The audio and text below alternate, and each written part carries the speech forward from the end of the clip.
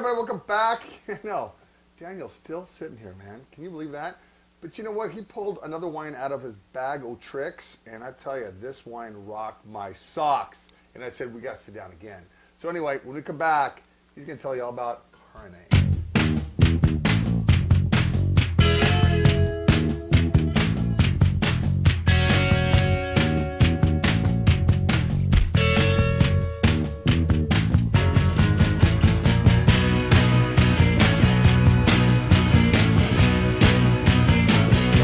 Are we live?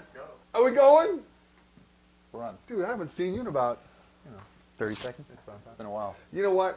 Mark pulled out this wine. He goes, "Here, you want to try this wine?" And on the last segment that we did, I always tell people, it's nice to have something high-end in your portfolio. This is, and I tasted this, and I said, oh, we got to do this. Tell us a little bit about this wine. Well, this wine is the top of the line from, it's very, very rich color. I mean, you can see it against this background up here, lighter color, very, very deep purple color. So they do some good extraction with this. This wine is from a winery called Cardinai. Cardinai is the Latin for Carina, which is a constellation in the southern sky visible during the harvest. So these guys are into astronomy. They have a big telescope at the winery. French couple owns this winery. It's located in Maipú, Mendoza, but the Malbec that goes into this wine comes from the Perdriel region in Luján de Cuyo, which is considered to be the top. I couldn't have said it better myself. Yeah, it's considered to be the top region for Malbec. So they have a small vineyard there, and then they blend this with, this year, they change the blend every year, depending on the characteristics of each varietal. So they make, at their winery, they have varietal Cab, they have varietal Syrah, they have varietal Malbec at a couple different levels. They have a entry level, they have a reserve level, and then they have the Grand Reserve level, which this is the icon of the Grand Reserve wines. And this year, this vintage, the 08 Prestige, is 70 Malbec, 25 Cab, and 5 Syrah, with about 15 months in new French oak barrels. And it's a very limited production, about 9,000 bottles of this made. So in the nose, when we first opened this about an hour ago, yeah, it's still there. It's very, like a lot of caramel and licorice in the nose. A little chocolatey as well. And just rich, just very, very rich, this wine. And this wine will actually show well for 4 or 5 days. It usually peaks around 72 hours after you open it. This is cracking a glass, man. I don't say that about all wines either. I'm pretty reserved on that, especially as I keep filming more shows about that cracking the glass thing. But this is the 2008 vintage. This is what Argentina is all about, the Malbec. 70% Malbec, little Cab Sauv, little Syrah, but it's so... Which is super important also because I feel like a lot of winemakers are trying to do real high-end Malbecs, and these guys do a Grand Reserve Malbec as well that's killer. But I feel like Malbec, if you really want to make a high-end wine, you got to blend it with something that has even more kick, Yeah, you're right. I'm not going to argue that at all. And this one has the structure, the depth, the flavors. This is earthy. It's just full of dark fruits. And it's got that minerally, chocolatey, kind of like a tar, caramely edge to it. And that's probably a little bit of the barrel.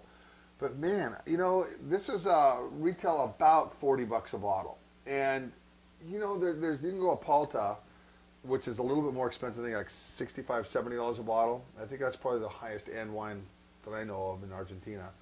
But then you have this wine here coming in at $40. This is a wine geek's wine. This is a wine that if you have people who love Argentinian Malbec, you want to spoil yourself. Face it, we're not going to live forever. If you want to spoil yourself and get a great bottle of wine, this just delivers. The color, the structure. Dude, this is just nice. This is why I'm in the wine business.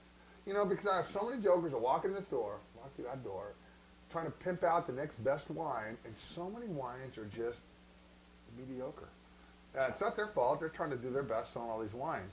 And some of the wines that Mark brings here are just mediocre. But then there's some wines like this that are just like, wow. I had to go there. But it's true. You have your portfolio, and it's up to you to sell the wine. But at the end of the day, when you have every wine tasted like this, you know how easy my job would be? Sure. It's like take a bottle of this, and this. It's like, okay, great. I'm just going to go down here to the Wine Up and just... That's why they call it work. It is. It is work. And But when everything goes right in a vintage, like it did in this vintage, this wine is just beautiful. Well, they pretty much do it year in and year out because this wine gets scores pretty much every year in the low 90s. You know, from all the major press, Tanzer, Parker, you name it, and what did this do? Do you know? 91. Yeah. You know, this is a nice wine. This is beautiful. Yeah, this makes my job easy. Now it's just being able to have everybody afford $40 bottles of wine is the next step. But again, you know, if your comfort zone's 15 or 20 bucks, go in with a friend. Each pitch into 20, man, you're gonna have a nice bottle of wine. You sit there and talk about life. Or whatever you want, that's what I'm talking about. So 9,000 bottles of wine, not much is probably brought up here to the States. We have 23 cases in storage right now, Yeah, and we're bringing up the rest of the vintage. And what did the 07 do compared to the 09? The 07, oh, you mean what's the quality like? Yeah. Oh, the quality of the 07. Pretty consistent? Quality, it's a slightly different wine. It's a different blend. They used less Malbec, slightly less. It was like 65 Malbec. If I'm remembering correctly, it was about 25 Syrah actually that year, and about 5 Cab. So the characteristics were very, very different because these guys actually, Cardinal's Syrah is fantastic. It's out of this world. When we have some more of that, we'll bring that to you as well. But yeah, these guys focus on reserve and Grand Reserve level wines. That's why they got into the wine business. You know, it's an older French couple who this is their retirement project.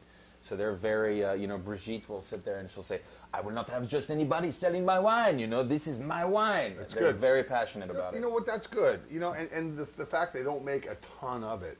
No, and the whole capacity of the winery is only 100,000 liters. Okay. And you know, a quarter of that is sold off as bulk juice, right? There you go. And then another quarter of that is going to be their entry-level wines, and another quarter of that is going to, or maybe even a third of that is going to be their reserve level. So between the Grand Reserve Syrah, which is about a 2,000 bottle production, the Grand Reserve Malbec, which is about a 4,000 bottle production, and the Prestige, which is about 9,000. That's what they make of the Grand Reserves.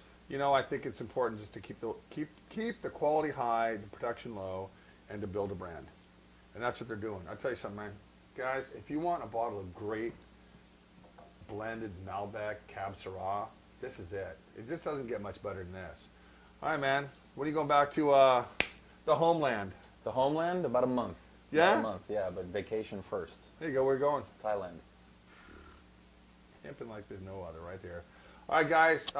Daniel, thanks a lot for stopping by, man. I really appreciate it. Next time you're in town, we'll throw down some other wines. When do you think about coming back? November, December? Actually, probably sooner.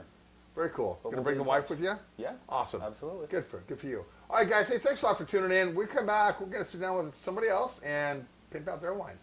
Have a great day.